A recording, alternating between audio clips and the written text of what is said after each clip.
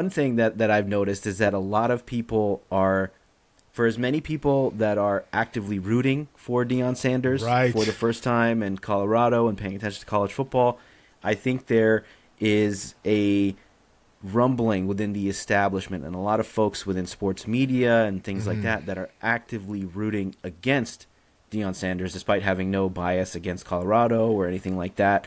Right. Why are folks in the sports and sports media establishment so upset at what Deion has been doing at Colorado? Yeah, no, the dog whistles have come out. Yes.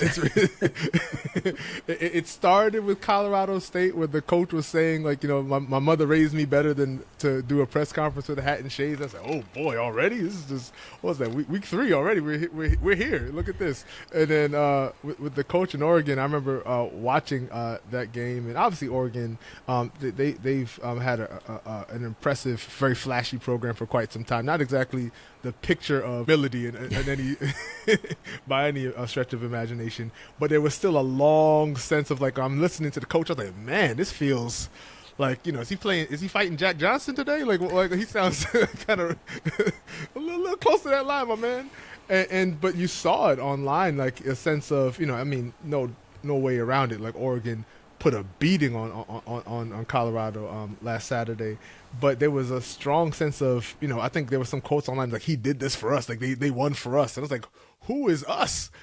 So it's so interesting to me the ways in which sports at its best brings folks from all over, regardless of your social location, together. Different races, different religions, different ways of life together. But at the same time, it can be a way in which the ugliest parts of our nature come full blossom. And it's just unfortunate that even with something like this, Deion's confidence rubs people the wrong way. He spoke about Absolutely. it very clearly in saying that, like, America still very much has a problem with the black man who lives in his full confidence, right? Like, there's something about, and I don't understand why this man who, has appeared in the World Series and Super Bowl, this man who, has been an all pro, and won on the highest level, and done so many. He's doing the side missions in life at this point.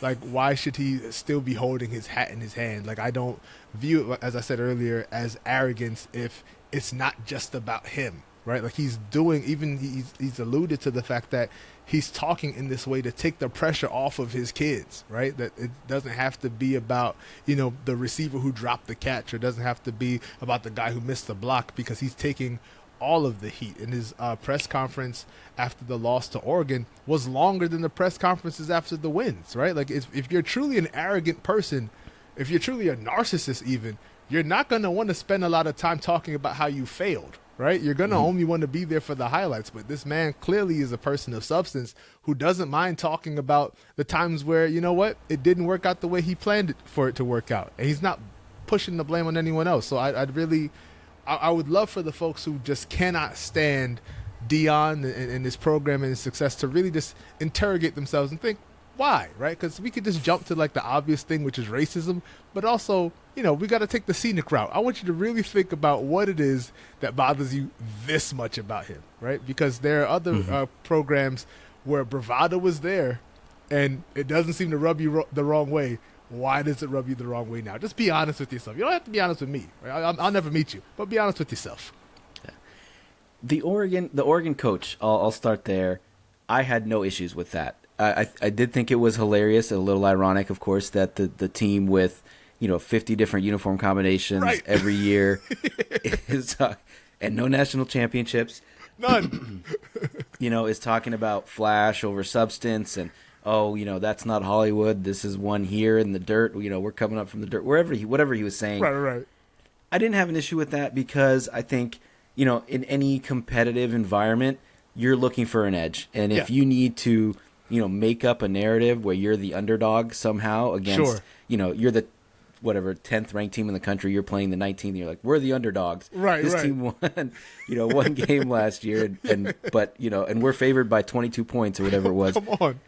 It's normal, right? Athletes always talk about having a chip on your shoulder and nobody believed in us and all Right. that. So, maybe he did toe the line a little bit, but I personally didn't have an issue with it. Get you. The other stuff was very, very, very loud dog whistles. The Oregon is taking a stand for us. Right. The very loud cheers, for the beatdown that Oregon put down. I mean, it's not, again, it's competitive. Right. You're not saying take it easy on Colorado, but I think a lot of people took extra pleasure in them get beat down, again, because this, loud, you can say arrogant, confident black man is quote unquote being put in his place. Right.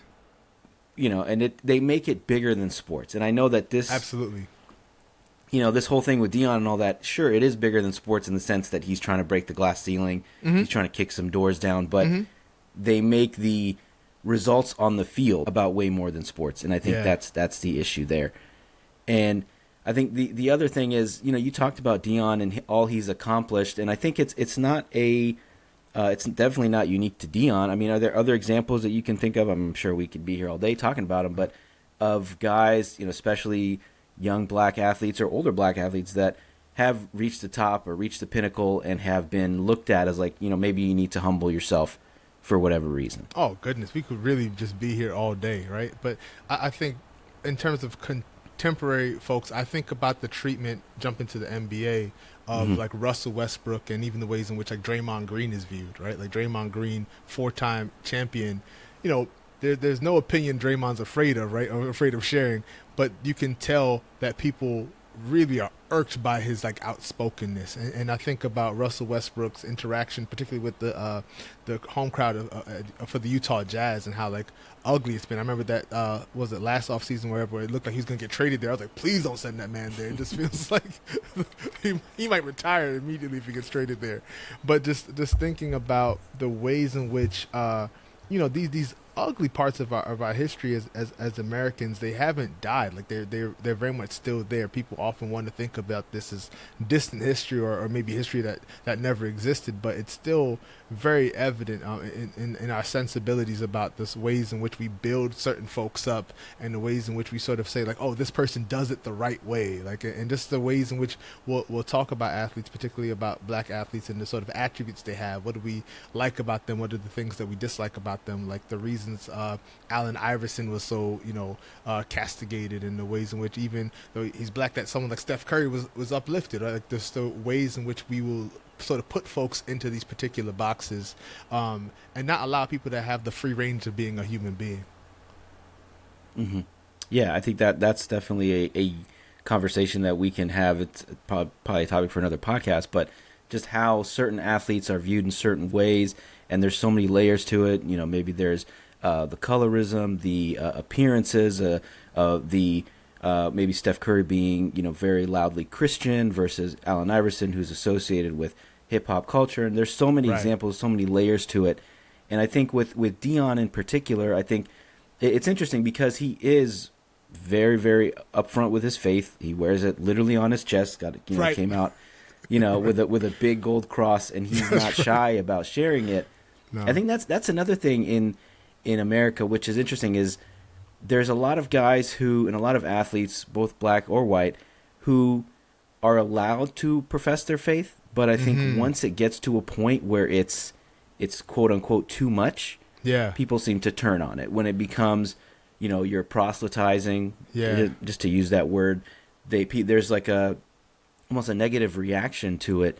And I think in the case of Deion, I mean, like I said, he's very upfront with it. It leads his conversations. It leads his life. I mean, what is it about him and his faith that you would think most of Christian America would be behind this guy? Right. And again, the simple explanation is racism. But is there a more complex answer to that? Is there a more complex explanation for why that is? Well, it made me think about the ways in which, even though he was beloved, I think it made me think about Tim Tebow and the ways in which the audience kind of turned on him a bit too, especially once he got to the league and wasn't playing that great. I remember he had like one great play for the Broncos. That might have been it.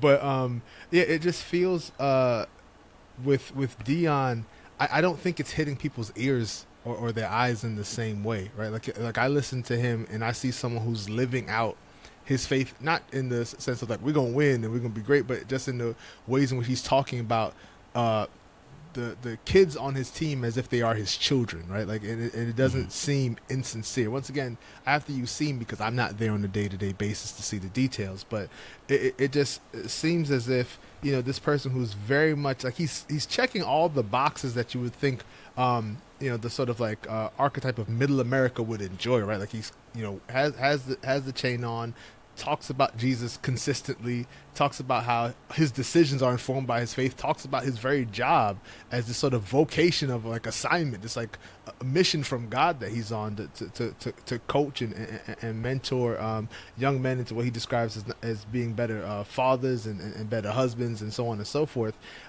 It just feels as if the delivery of it, because he's not living into sort of like the piety that, you know, American evangelicalism seems to enjoy, like almost like the all shucks of it all. Like, I don't know how I'm so great by the grace of God. Like, he's not living into any of that.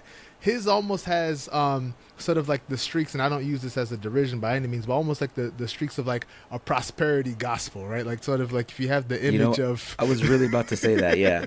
Right? Like, you read my mind. 100%. You can see that it's that kind of thing of like, you know, he wasn't a preacher, but sort of the Ric Flair, my shoes cost more than your house. That's what he's hitting people with. You know? Yeah, absolutely. And I think one other thing, I mean, is the... Excuse me. All good. Just give me a second. I think in general, one thing that a lot of people are upset about is the flash and the hype that come with Deion. And, you know, you talk about their last game against Colorado State at home. You had The Rock on the sideline. You had Lil Wayne taking the team out. Right. You had... You know, I don't think we've seen anything like this since maybe USC in the early 2000s. Come on, right. Or the U back in the 80s. That's where, right. You know, celebrities are coming out and rappers and all this stuff are making it known that, like, yeah, we're down with Colorado. We're down with Coach Deion.